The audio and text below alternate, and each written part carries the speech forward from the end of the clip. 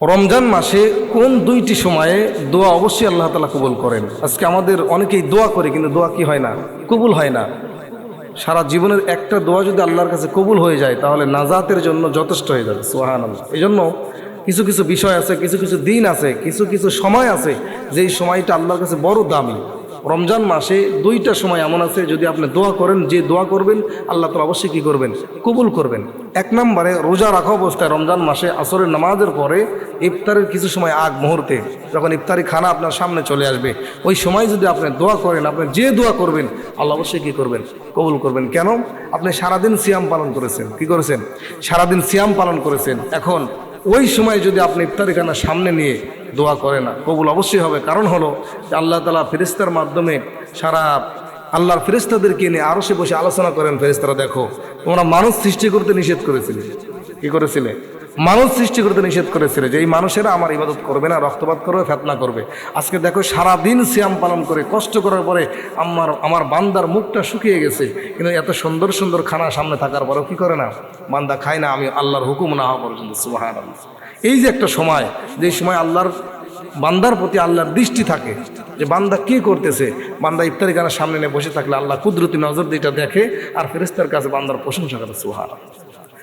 আমার ভাইরা, এজন্য আল্লাহ নবী বলেন, ইন্নালিস সাইমি ইনদা ফিতরিহি লা দাওয়াতান মা তুরাদ্দু। রোজাদার ব্যক্তি যখন ইফতারি খানার সামনে নিয়ে বসে পড়ে, ওই সময় যদি আল্লাহর কাছে বান্দা দোয়া করে, যেই দোয়া করবে না কেন আল্লাহ ওই দোয়াটাই কবুল করে নেবে। গুরুত্বপূর্ণ একটি সময় ইফতারের সময়, ইফতারের আগ মুহূর্তে বান্দা যখন দোয়া করে, ওই দোয়াটা কি আল্লাহর দরবারে কবুল হয়ে যায়।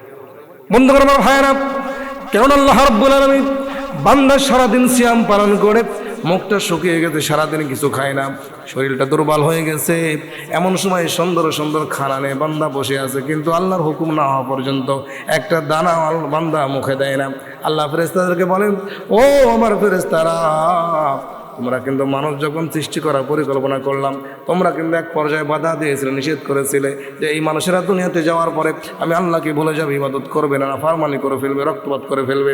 কিন্তু আজকে দেখো সারাটা দিন সিয়াম পালন করে আমার বান্দার শরীরটা দুর্বল হয়ে গেছে, মুখটা শুকিয়ে গেছে, এত কষ্ট করার পরে সামনে সুন্দর সুন্দর খানা হাজির হয়ে গেছে, এরপরে আমি আল্লাহর হুকুম অর্ডার না হওয়া পর্যন্ত একটা দানা আমার বান্দা মুখে দেয় না। তোমরা সাক্ষী থাকো, ওই বান্দাকে আমি জান্নাতে যে রায়্যান নামক দরজা আছে, ওই বান্দার জন্য আমি রায়্যান নামক দরজা দিয়ে জান্নাতের মেহমান বানায় দেব। সুবহানাল্লাহ।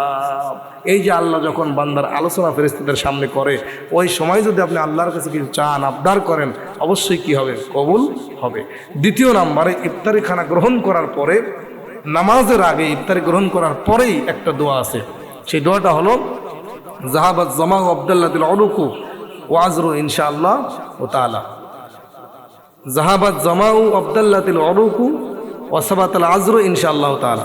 যে এই যে ইফতারি খানা গ্রহণ করার পরে একটা দোয়া আছে, যে আমি ইফতারি খানা গ্রহণ করলাম, আমাকে আল্লাহ তাআলা পরিচিত করলেন, আমার শরীরটা সতেজ হয়ে গেল, এবং এর প্রতিদান আল্লাহ তাআলা নিজের হাতেই দান করবেন। এই দোয়াটা পরে যদি আল্লাহর কাছে কিছু চাওয়া যায়, নবীজি বলেন ইফতারি খানা গ্রহণ করার পরে যে বান্দা পরিতৃপ্ত হলো, বান্দার ভিতরে একটু শান্তি লাগতেছে, ভালো লাগতেছে, এই অবস্থায় যদি আল্লাহর কাছে কিছু চায়, ওই দোয়াটাও আল্লাহ তাআলা কি করে না, ফেরত দেয় না। আমার ভাইরা, এই জন্য রোজা রাখা অবস্থায় এই দুইটা দোয়া আপনি অবশ্যই করবেন। একটা হলো ইফতারের আগ মুহূর্তে, আর একটা হলো ইফতারি খানা গ্রহণ করার পরে। এই দুইটা দোয়া আল্লাহ তাআলা কখনোই ফেরত দিবেন না। তবে আপনাকে রোজা রাখতে হবে। কি করতে হবে? রোজা রাখতে হবে। রোজা রেখেই এই দুইটা দোয়া করতে হবে।